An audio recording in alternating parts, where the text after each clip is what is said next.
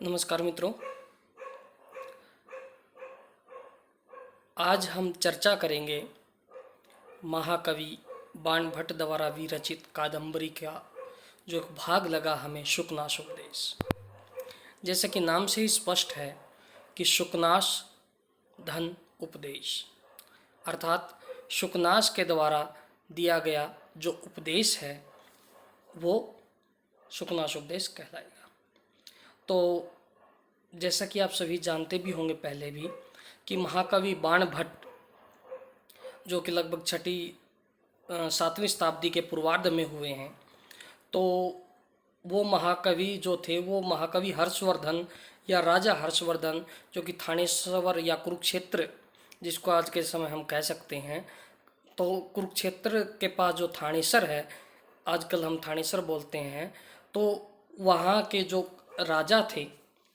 राजा हर्षवर्धन, उनके यहाँ कवि रहे, उनके दरबार में कवि रहे हैं और बहुत ही प्रसिद्ध गद्य कवि है, गद्यकार है। तो उन्होंने रचना की, अनेक रचनाएं की हैं, 4 या 5 रचनाएं उनकी मिलती हैं, जिसमें से प्रमुख रचनाएं हैं हर्षचरितम एवं कादंबरी। कादंबरी एक कथा काव्य है। आपने सुन भी रखा होगा कि कथा का सामान्य सा अर्थ होता है, सामान्य रूप से जो कथा होती है उससे सीधा जो भावार्थ जाता है वो ये होता है कि उसमें कहानी कल्पित होती है और उसी के आधार पर कथाओं की रचना की जाती है, कथा की रचना की जाती है। तो कादंबरी में मुख्य रूप से जब हम देखते हैं तो कादंबरी के अंदर चंद्रापीड़ एवं वैशंपायन के 3 जन्मों की कथा है। चंद्रापीड़ का चंद्रमा, चंद्रापीड़ एवं शूद्रक, वैशंपायन का पुंडरीक, वैशंपायन एवं शुक। इस तरह से उनके 3 जन्मों की कथा है और पारलौकिक सी कथा का वर्णन यहाँ पर किया गया है। और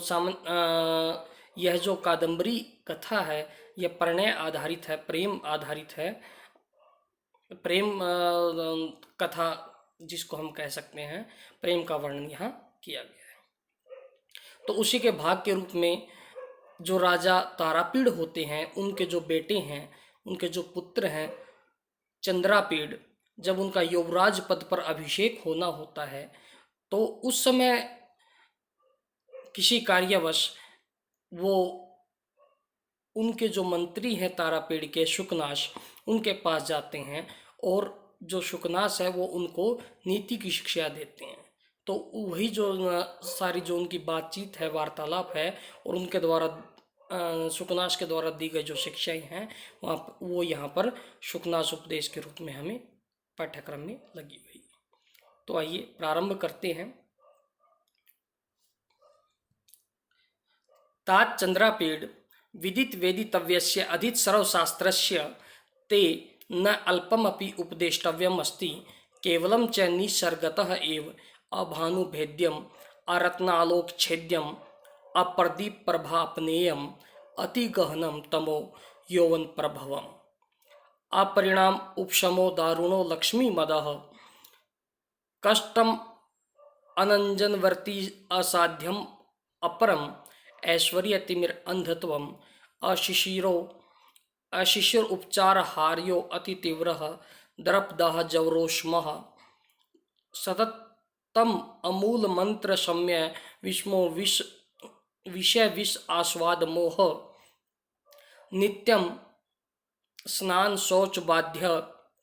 बलवान रागमल अवलेपः अजस्रम आक्षेपावसान प्रबोधा घोरा च राज्य सुख सन्निपात निद्रा भवति इत्यतः विस्तरेण अविधीयसे। देखिए कि तात चंद्रापीड़ की हे चंद्रापीड़ विदित वेदितव्य से कि विदित जान लिया है, वेदितव्य जो जानने योग्य चीजें हैं, कि आपने जिन जिन चीज़ें जो आपके जानने योग्य थी यद्यपि आपने उन सभी को जान लिया है। अधित सर्वशास्त्रस्य, अधित पढ़ लिए हैं, सर्वशास्त्रस्य समस्त शास्त्र आपने, कि जो शास्त्र आपके द्वारा पढ़े जाने अपेक्षित थे आपके लिए, जो आपको पढ़ने आवश्यक थे वो आपने पढ़ लिए हैं और जिस ज्ञान की प्राप्ति आपके द्वारा की जानी चाहिए थी वो आप कर चुके हैं। तो ते आपके लिए न अल्पमपि या संधि है न अल्पमपि कि न नहीं अल्पमपि कुछ भी या थोड़ा सा भी उपदेष्टव्यम अस्ति, उपदेश देने योग्य, उपदेष्टव्यम उपदेश देने योग्य अस्ति है। कि हे चंद्रापीड़, आपने जो जानने योग्य ज्ञान था उस समस्त ज्ञान की आपने प्राप्ति कर ली है और समस्त शास्त्रों का अध्ययन भी आपने कर लिया है, इसलिए आपको उपदेश देने के लिए मेरे पास कुछ भी नहीं है। परंतु केवलम च केवल निसर्गतः एव,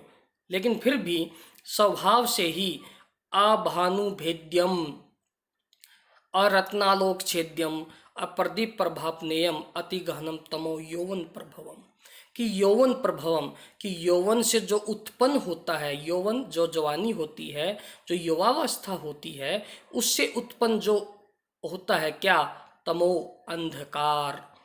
ठीक है, उससे उत्पन्न जो अज्ञान होता है या जो अंधकार होता है या अहंकार जो होता है, वो ऐसा जो अंधकार है, वो जो अज्ञान है, वो अभानुभेद्यम, वो ऐसा ज्ञान होता है जिसको भानु, भानु किसको कहेंगे, सूर्य को, कि सूर्य के प्रकाश के द्वारा भी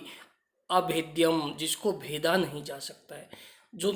सामान्य अंधकार होगा, सामान्य अंधेरा होगा, जैसे रात का अंधेरा होता है, तो वो क्या होता है कि जब सूर्य का प्रकाश होता है तो वो अंधेरा दूर हो जाता है, लेकिन ये जो अंधकार है जो कि जवानी से उत्पन्न है, आपकी युवावस्था से उत्पन्न है, उसको सूर्य की जो प्रकाश है उसके द्वारा भी भेदा नहीं जा सकता है। अरत्नालोक छेद्यम, रत्न आलोक, रत्न के आलोक से, रत्न जो रत्न होते हैं, जो हीरे आदि जो रत्न है, उनके जो आलोक होते हैं, उनकी जो प्रकाश होता है, उसके द्वारा भी अच्छेद्यम, इसको छेदा नहीं जा सकता, इसको दूर नहीं किया जा सकता है। और अप्रदीप, और प्रदीप जो दीपक होता है, उसकी प्रभा, उसकी चमक से भी अपनेयमिति, इसे दूर नहीं किया जा सकता है। तो उसे समझा रहे हैं कि ठीक है, आपने सब कुछ पढ़ा है, आपको मेरे पास आपको बताने के लिए कुछ विशेष नहीं है, तथापि मैं ये कहना चाहता हूँ कि जो युवा अवस्था से उत्पन्न आपकी जो अवस्था, वो अभी युवा है और आप अभी भावी युवराज भी बनेंगे, भावी राजा बनेंगे। तो मैं आपको स्पष्ट कर देना चाहता हूँ कि ये जो आपकी अवस्था है, युवा अवस्था है, इससे उत्पन्न जो अंधकार है, अज्ञान है, वो ऐसा अज्ञान है, ऐसा अंधकार है जिसको न तो सूर्य की किरणों के द्वारा भेदा जा सकता है, सूर्य के प्रकाश के द्वारा भेदा जा सकता है, न ही रतन जो है, हीरे आदि जो रतन, हीरे मोती जो रतन है, उनके प्रकाश के द्वारा उसको छेदा जा सकता है, उसको दूर किया जा सकता है, और न ही दीपक की प्रभा, दीपक के प्रकाश से, दिए के प्रकाश से उसको दूर किया जा सकता है। ऐसा अत्यंत गहरा, अति गहनम, अत्यंत गहरा या बहुत ही जो गंभीर जो होता है, वो अंधकार होता है। और कैसा अंधकार होता है, यौवन प्रभवम, जो कि युवावस्था से पैदा होता है। आगे देखिए, अपरिणाम, अपरिणाम उपशमो दारुणो लक्ष्मी मदह, ये कह रहा लक्ष्मी मदह, कि लक्ष्मी, जो लक्ष्मी होती है, जो पैसा और रुपया पैसा होता है, उससे उत्पन्न जो मद होता है, जो अहंकार होता है, वो अपरिणाम, परिणाम मतलब जीवन की अंतिम अवस्था में, यानी वृद्ध अवस्था में भी उपशम, शमन को प्राप्त नहीं होता है, खत्म नहीं होता है। और दारुण, अत्यंत कठोर होता है, अत्यंत कष्टकारक होता है, अत्यंत जो है वो बुरी गति देने वाला होता है। कि लक्ष्मी का जो मद होता है, पैसे का जो अहंकार होता है, जो घमंड जो होता है पैसे का, वो सामान्य रूप से जो जितने भी मद होते हैं, वो युवावस्था ढल जाने के बाद जब वृद्धावस्था आती है, तो वृद्धावस्था में सामान्य रूप से सभी जो मद हैं वो शांत हो जाते हैं। लेकिन एक मद ऐसा है जो कि लक्ष्मी से पैदा होता है, वो उस वृद्धावस्था में भी शांत नहीं होता है और अत्यंत गंभीर परिणाम देने वाला, दारुण होता है, कठोर होता है। आगे देखिए, कष्टम अंजन वृत्ति साध्यम अपरम ऐश्वर्य तिमिर अंधत्वम, कि ऐश्वर्य, ऐश्वर्य आपके पास सुख ऐश्वर्य के जो साधन है, उसके तिमिर, उसके अंधकार से उत्पन्न जो अंधत्वम, जो अंधता का रोग होता है, ठीक है, अंधता हो जाती है, सामान्य रूप से हमारी आंखों में जो रोग हो जाते हैं, उनको तो हम कैसे दूर कर सकते हैं, सुरमा डाल के, दवाई डाल के दूर कर सकते हैं। लेकिन कह रहा है ऐश्वर्य, जो आपके पास रुपया पैसा आ गया, ऐश्वर्य आ गया, और उससे जो तिमिर हो गया, जो एक किस्म से कहते हैं आँखों में जो एक रोग हो गया, तो तो उससे उत्पन्न जो अंधत्व में अंधता है कि सामने स्पष्ट है सब कुछ और लेकिन फिर भी आप कुछ नहीं देख पा रहे हैं, तो ऐसी जो स्थिति है उसको कष्टम, बड़े कष्ट की बात है, बड़ा दुखदाई होता है। और अनंजनवर्ती असाध्यम अप्रम, और अंजन, अंजन बोलते हैं सुरमा इत्यादि या जो काजल है उसकी जो वृत्ति जो शलाखा है उससे भी उसको असाध्यम, उसको दूर नहीं किया जा सकता है। कि अगर आपकी आंखों में कोई दोष हो जाए तो उसको दवाई इत्यादि से, काजल डालने से, सुरमा इत्यादि डालने से ठीक किया जा सकता है। लेकिन जो ऐश्वर्य रूपी जो तिमिर है, जो अंधकार है, उससे उत्पन्न जो अंधत्वम होता है, जो आपको सामने होने पर भी कोई चीज़ दिखाई नहीं देती है, तो उसको तो जो सुरमा जो होता है, जो अंजन होता है, उसकी जो शलाखा होती है, शलाखा मतलब जो शीक होती है, उस शीक उस दवाई को लगाकर या उस काजल को लगाकर या सुरमे को लगाकर अगर आप वो उसका प्रयोग भी करते हैं तो भी उसका आपको दूर नहीं कर सकता है। तो भाव ये है यहाँ पर कि सामान्य अंधकार जो होता है, सामान्य आंखों में अगर कोई दिक्कत है तो उसको तो किसी न किसी माध्यम से दूर किया जा सकता है, लेकिन ऐश्वर्य तिमिर का जो अंधत्व है उसको सुरमा आदि किसी के द्वारा भी दूर नहीं किया जा सकता। अगर अशिशिर उपचार हार्यो अति तीव्र द्रप दाह जवर उष्मा, कि द्रप घमंड अहंकार के दाह जवर, उसके जो जवर होता है उसकी उष्मा से, उस दर्प के दाह रूपी, उसको जलाने रूपी, उसकी आग रूपी जो जवर है, उसकी जो उष्मा है वो अशिशिर उपचार हारियो, वो अशिशिर जो शिशिर उपचार होता है, हम किसी को बुखार हो जाए, ज्वर हो जाए तो ताप को कम करने के लिए जो शिशिर उपचार करते हैं, ठंडी पट्टी वगैरह माथे पर लगाते हैं तो उससे उसका बुखार कम हो जाता है, ज्वर का ताप कम हो जाता है। तो कह रहा है कि जो सामान्य ताप है उसको तो शिशिर उपचार, जो ठंडा उपचार वगैरह, उससे दूर किया जा सकता है। लेकिन जो घमंड रूपी, जो घमंड की जो अग्नि है और उससे उत्पन्न हुआ जो ज्वर है, घमंड की अग्नि के जवर से जो उत्पन्न हुई जो उष्मा है वो जो हो वो अत्यंत तीव्र होती है, अत्यंत तेज होती है, और उसको शिशिर उपचार जो है उससे भी दूर नहीं किया जा सकता है।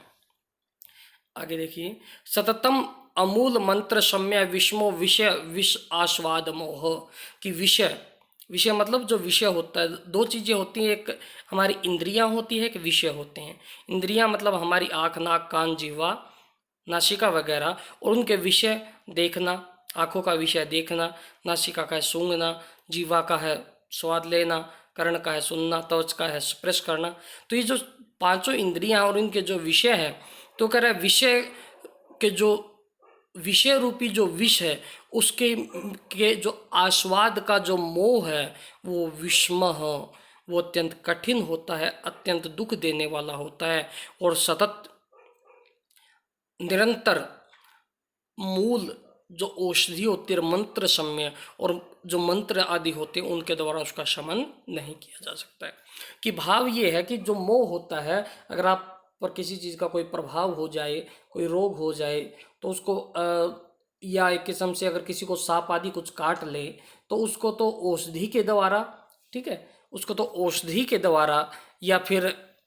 मंत्र इत्यादि क्रियाओं के द्वारा शमन किया जा सकता है। लेकिन जो विषयों का रूपी जो विष है उसके आस्वाद का मोह जिसे हो जाए, जिसे लत लग जाए किसी भी चीज़ की, किसी भी विषयों का आस्वाद, विषयों का जो आदी हो जाता है, एक किस्म से हम कह सकते हैं, ऐसा जो व्यक्ति है उसका जो वो मोह है, विषयों के प्रति मोह है, जो आकर्षण है, उस आकर्षण को तो ना मंत्र दूर कर सकते हैं और ना ही औषधि दूर कर सकती है। नित्यम अस्नान सोच बाध्य बलवान रागम मला अवलेप, कि राग, विषयों में आसक्ति, कि जी मुझे तो ये चीज़ चाहिए ही चाहिए, ऐसा राग, विषयों के प्रति आसक्ति, भोग विलास के प्रति जो आसक्ति होती है, उसके मल का जो राग रूपी जो मल है, जो मैल है, उसका जो अवलेप होता है, लेप जो आपके शरीर पर लगा हुआ है, कि सामान्य रूप से अगर हमारे शरीर पे कुछ भी लग जाए तो हम उसको स्नान शौच आदि के द्वारा हम दूर कर सकते हैं। परंतु यदि विषयों रूपी जो मल है उसका अवलेप हमारे ऊपर हो जाए तो हम उसको नित्यम स्नान अशौच बाध्य है कि उसको ना तो हम स्नान से दूर कर सकते हैं, न ही शौच स्वच्छता कार्य जो भी है उससे हम दूर कर सकते हैं। तो अत्यंत कठिन है विषयों के जो मल रूपी अवलेप को दूर करना। आगे कह रहा है अजस्रम अजस्रम अक्षपावसान प्रबोधा घोरा च राज्य सुख सन्निपात निद्रा भवती इत्यतः विस्तरण अभिधीयसे कि राज्य सुख सन्निपात निद्रा कि निद्रा जो होती है सामान्य रूप से होता क्या, जब आप निद्रा करेंगे तो निद्रा में क्या रहेगा कि जब दिन रात अक्षपा रात्रि का अवसान हो जाएगा तो जैसे हम रात को सोते हैं तो सुबह सूर्योदय होने के बाद उठ जाते हैं, तो उसी प्रकार कह रहा है कि सामने जो निद्रा होती है वो तो रात बीत जाने के बाद टूट जाती है, परंतु राज्य के सुख रूपी सन्निपात की जो निद्रा है कि राज्य के सुख में जब आप पड़ गए और आप उसके आदी हो गए और निद्रित हो गए आप उसमें, ठीक है, आप उसमें भोग विलास में संलग्न हो गए इतना कि अजस्रम निरंतर ही अक्षपा अवसान प्रबोधा घोरा कि वो ऐसी निद्रा है जो अक्षपा अवसान दिन रात्रि जो होती है उसके अवसान खत्म होने पर भी अप्रबोधा जिसको नहीं जगाया जा सकता, और घोरा बड़ी ही भयंकर होती है कि राज्य के सुख भोग विलास में पड़ जाने रूपी जो निद्रा है जो सुनपात एक कहते हैं हम, तो वो ऐसी होती है जो कि सुबह होने पर भी और निरंतर जगाए जाने पर भी उससे व्यक्ति नहीं उठता है, उससे व्यक्ति नहीं निकलता है और वो अत्यंत गंभीर प्रकृति की होती है। इत्यतः विस्तरण अभिधीय से, इस प्रकार ये जो सारी चीज़ें हैं मैं आपको विस्तार पूर्वक बताता हूँ। तो इस गद्यांश में सामान्य रूप से जो चर्चा की गई उसका भाव ये है कि जो चंद्रापीड़ है वो शुकनाश जो उनके मंत्री हैं उनके पास जाते हैं और वो उनको कहते हैं कि जी यद्यपि आपने समस्त शास्त्रों का अध्ययन कर लिया और आपको जानने योग्य आप समस्त चीज़ों को जान चुके हैं, तथापि मैं आपको कुछ चीज़ें बताना चाहता हूँ और मैं ये कहना चाहता हूँ कि यौवन से उत्पन्न जो अंधकार है वो ऐसा होता है कि जो ना तो सूर्य के प्रकाश से, ना रत्नों के आलोक से और ना ही दीपक के प्रकाश से दूर किया जा सकता है, और उसके साथ साथ लक्ष्मी से उत्पन्न जो मद है जो अहंकार है वो बुढ़ापे में भी शांत नहीं होता है, और ऐश्वर्य के अंधकार से उत्पन्न जो अंधापन होता है, एक आँखों में एक अंधापन जो आ जाता है, जो आप यथास्थिति को नहीं देख पाते, सत्य को नहीं जान पाते हैं, वो अंधकार भी उसको भी सुरमादि की जो शलाका है जो औषधियाँ हैं वो दूर नहीं कर सकती हैं। और सामान्य जो जवर होता है उसको शिशिर उपाय जो हम पट्टी वगैरह लगाते ठंडी उससे दूर कर सकते हैं, लेकिन जो घमंड के ताप से जो उत्पन्न उष्मा है, ठीक है, उससे जो उत्पन्न आपके अंदर उष्मा आ गई, जो ज्वर आ गया, जो गर्मी आ गई, उसको हम शिशिर उपाय से भी दूर नहीं कर सकते हैं। उसके अलावा अगर सामान्य रूप से आपका मोह हो गया, अगर आप मोह में पड़ गए या आप पर विष का प्रभाव हो जाए इत्यादि जो क्रियाएं उनको औषधि और मंत्र इत्यादि से दूर किया जा सकता है, लेकिन विषयों का जो मोह होता है उसका जो विष है उसको ना तो औषधियों से दूर किया जा सकता है और ना ही मंत्रों से दूर किया जा सकता है। उसी प्रकार जो सामान्य जो अगर शरीर में कुछ मल इत्यादि लगा है, कुछ मिट्टी इत्यादि लगी है, तो उसको स्नान शौच आदि के द्वारा दूर किया जा सकता है, लेकिन यदि राग विषयों के प्रति आसक्ति का मल आपके ऊपर लग गया तो उसको न स्नान से दूर किया जा सकता है, न शौच आदि के द्वारा दूर किया जा सकता है। उसी प्रकार जो सामान्य निद्रा होती है उससे तो सामान्य रूप से जो इंसान है वो प्रातःकाल होने पर उठ जाता है, परंतु लेकिन जो राज्य के सुख रूपी जो निद्रा है उससे इंसान प्रातःकाल होने पर और जगाए जाने पर भी नहीं उठता है। अतः ये जो सारी चीज़ें हैं ये आपके भविष्य में जब आप युवराज बनेंगे, राजा बनेंगे, तो सारी चीज़ें आपके ऊपर घटित भी होंगी और आपको इनको जानना आवश्यक है। इसलिए मैं आपसे ये सारी चीज़ें विस्तार पूर्वक कहता हूँ। तो आगे देखिए,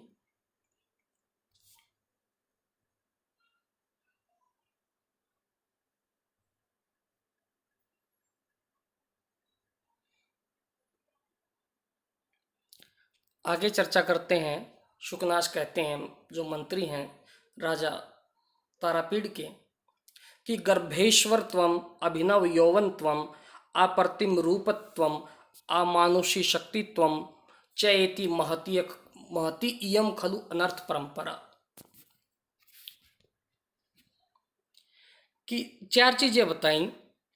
कि गर्भेश्वरत्वम, कि गर्भ से ही कोई ईश्वर बन जाए। गर्भ से ईश्वर का मतलब आप बचपन से ही, जन्म से ही आपके पास ईश्वरीय, आप राजा हो या ऐसे घर में पैदा हुए हों जहां आप जन्म से ही आपके पास राजपाट रहे या ऐश्वर्य रहे। अभिनव यौवनत्वम, अभिनव नया नया, यौवनम नई नई जवानी हो, अभिनव यौवन हो, नूतन यौवन हो। अप्रतिम अनुपम रूपत्वम, सौंदर्य हो, बहुत अधिक सुंदरता हो। अमानुष शक्तित्वम, मानुष मनुष्यों में जिस तरह की शक्ति संभव न हो, अलौकिक शक्तियों के अगर आप स्वामी हो। तो इस प्रकार ये जो चार जो है, ये चारों चीजें महति इयम खलु अनर्थ परंपरा, ये जो चारों चीजों की जो परंपरा है वो अनर्थ की परंपरा है। ये चारों जो चीजें हैं वो हमेशा अनर्थ को ही जन्म देती है। कि गर्भेश्वरत्वम, कि कोई जन्म से ही ऐश्वर्यवान बने, किसी बड़े घर में पैदा हो। अभिनव यौवन, नई नई जवानी हो, अभिनव यौवन हो। अप्रतिम रूपत्वम, अद्भुत सुंदरता हो, अनुपम सुंदरता हो। अमानुषी शक्तित्वम, और अलौकिक शक्तियों का स्वामी हो। ये जो चारों चीज़ें हैं ये अनर्थ को पैदा करती है, हमें हमेशा ही बुरे परिणामों को पैदा करती हैं। सर्व अविनयानाम एकेकपि एषाम आयत्नम किम उतः समवायः, कि सर्व सभी अविनयानाम, जो अविनय बुरे कर्म है उनका एक एक, अपि एशाम, इनमें से एक एक भी, आयत्नम घर है, निवास स्थान है। कि ये चारों चीजें जो हैं, ये जो है वो सर्व अविनयानाम, सभी जो बुरे कर्म है उनका, या अविनय को, अविनयों का ही आयत्नम घर है। किम उतः समवाय, और उस बारे में तो क्या कहें जहाँ ये चारों इकट्ठी हो जाएं। कि अगर किसी के पास इनमें से कोई एक भी है तो वो भी सभी अविनयों का, सभी पाप कर्मों का कारण बन सकती है। यदि इंसान भ्रमित हो जाए, यदि इंसान को सही दिशा नहीं मिले, और यदि किम उतः समवाय, और क्या कहें यदि समवाय, यदि चारों चीजें हो। यहाँ पर किम उतः समवाय कहने का भाव ये है क्योंकि चारों चीजें जो राजा चंद्रापीड़, जो राजा तारापीड़ के बेटे हैं, जो चंद्रापीड़, जो कि युवराज पद पर अभी बैठने वाले हैं, उस उनके बारे में ये चारों चीज़ें लागू होती हैं। क्योंकि गर्भेश्वरत्वम, जन्म से वो राजा के बेटे हैं। अभिनव यौवनम, नई नई जवानी अभी अभिनव यौवन है। अप्रतिम रूपत्वम, अप्रतिम अनुपम सौंदर्य भी उनके पास। और अमानुष शक्तित्वम, और वो अलौकिक शक्तियों के स्वामी भी हैं। तो उनकी तरफ यहाँ पर इंगित करते हुए कह रही हैं कि जी ये जो चारों चीज़ें हैं ये अनर्थ की परंपरा है, और ये एक एक भी अगर किसी के पास हो तो वो भी व्यक्ति अगर भ्रमित हो जाए तो बुरे कर्मों की तरफ प्रवृत्त हो सकता है। और यदि ये चारों किसी के पास इकट्ठी हो जाए तो कहना ही क्या। आगे कह रहा है जी, यौवनारंभे च प्राय शास्त्र जल प्रक्षालन निर्मलापि बुद्धि कालुष्यम उपयाति बुद्धि। कि यौवनारंभ है, कि जब जवानी का आरंभ होता है, यौवन जो युवावस्था है उसका आरंभ होता है, तो प्राय सामान्य रूप से, कि ये सभी के साथ होता है, ऐसा नहीं है कि आपके साथ ही हो रहा है, कि जब युवावस्था का प्रारंभ होता है तो शास्त्र जल प्रक्षालन निर्मला अपी, तो शास्त्र, जो शास्त्र है, जो वेद पुराण आदि जो शास्त्र हैं, जो नीति शास्त्र है, उनके जल से प्रक्षालित की गई, धोई गई, शुद्ध की गई निर्मलापि, जो निर्मल है, ऐसी जो बुद्धि है वो भी कालुष्यमुपी आती, वो भी कलुषता को प्राप्त हो जाती है। यहाँ पर जो मंत्री सुकनाश हैं वो स्पष्ट कर रहे हैं कि जी ऐसा नहीं है कि आप ये कह दें कि जी मैंने तो सभी शास्त्रों का अध्ययन कर लिया है और मेरे ऊपर इन चीज़ों का असर थोड़ी होना है। उसी चीज़ को सबसे पहले उन्होंने यही बोला कि जी ऐसा नहीं है, जब युवावस्था का प्रारंभ होता है तो चाहे कोई व्यक्ति ने समस्त शास्त्रों को पढ़ रखा और समस्त शास्त्रों के जल से, जल का मतलब उसके ज्ञान से और ज्ञान को दोहने से, उनके ज्ञान से प्रक्षालित किए जाने से, चाहे उनकी बुद्धि निर्मल हो गई है, स्वच्छ हो गई है, लेकिन फिर भी युवावस्था के प्रारंभ होने पर उसकी बुद्धि कालुष्यम उपयाति, वो कलुषता को प्राप्त हो जाती है, वो विपरीत अवस्था को प्राप्त हो जाती है। अनुजित धवलताम अपि सारागे भवती यूनाम दृष्टि, यूनाम दृष्टि जो युवा है उनकी जो दृष्टि है, यूना यहाँ युवा युवन शब्द से षष्ठी के बहुवचन में बना है, तो यूनाम दृष्टि जो युवाओं की दृष्टि होती है वो अनुजित धवलताम अपि, वो अपनी धवलता को न छोड़ती हुई सारागे भवती, राग से युक्त हो जाती। देखिए कवि का कितना अच्छा प्रयोग है कि जैसे सामान्य रूप से जो हमारी दृष्टि, हमारी जो आंखें हैं, तो उनके विषय में कह रहा है कि वो अपनी धवलता को नहीं छोड़ती हैं, कि हमारी जो आंखें हैं तो वो सफ़ेद वर्ण की होती हैं, जो मुख्य भाग को अगर हम छोड़ दें तो जो साइड, अगर साइड से हम देखेंगे तो श्वेत वर्ण की होती हैं। तो कह रहा है कि वो अपनी धवलता को नहीं छोड़ती है, लेकिन फिर भी रागेव सरागेव, वो राग से भर जाती हैं, वो आसक्ति से भर जाती हैं। यहाँ पर व्यंग्य का प्रयोग किया कवि ने कि राग से भर जाती है, उनमें विषयों के प्रति आसक्ति पैदा हो जाती है। अपहर्ति च वाति एव शुष्क पत्रम समुद्भूत रजो भ्रांति अति दूरम आत्मिच्छया यौवन समय पुरुष प्रकृति, कि अपहर्ति च वाति एव शुष्क पत्रम समुद्भूतो रजो, कि अपहर्ति अपहरण कर लेती है, वाति एव वायु के समान, शुष्क पत्रम सूखे पत्र का, समुद्भूत रजो समुद्भूत उत्पन्न होने से, रजो भ्रांति रजोगण गुण की जो भ्रांति है, अति दूरम अत्यंत दूर, आत्मिच्छया अपनी इच्छा से, यौवन सवय यौवन के समय, पुरुषम पुरुष को प्रकृति जो प्रकृति होती है, जो आसक्ति होती है या जो प्रकृति होती है, जो विषयों का मोह जो होता है, वो इंसान को बहुत दूर ले जाता है। कैसे कि जिस प्रकार एक जो वायु होती है, वो जो बवंडर जिसको हम कहते हैं, तो वायु जो होती है वो जिस प्रकार एक सूखे पत्ते को अपनी इच्छा से बड़ी दूर तक उड़ा कर ले जाती है, उसी प्रकार समुद्भूत रजो भ्रांति की विषयों के प्रति राग पैदा हो जाने पर, विषयों के प्रति आसक्ति पैदा हो जाने पर, जो प्रकृति है, जो राग आदि जो विषय भाव हैं, वो आत्म इच्छा या अपनी इच्छा से यौवन समय, यौवन के समय, पुरुषम उस पुरुष को, उस व्यक्ति को, अति दूरम अत्यंत दूर जो है अपहरती ले जाती है। कि जिस प्रकार हवा जो है वो सूखे पत्ते को अपनी इच्छा अनुसार अपनी दिशा में उड़ा कर ले जाते हैं, उसी प्रकार जो प्रकृति है वो भी अपनी इच्छा से पुरुष को यौवन के समय विषयों के प्रति आसक्ति पैदा होने पर दिग्भ्रमित कर देती है, विपरीत दिशा में ले जाती है। इंद्रिय हरिण हारिणी च सततम अति दुरंतेयम उपभोग मृग तृष्णिका, कि उपभोग भोग करने के लिए, पाने के लिए, मृग उपभोग रूपी मृग तृष्णिका, जो मृग तृष्णा जो होती है वो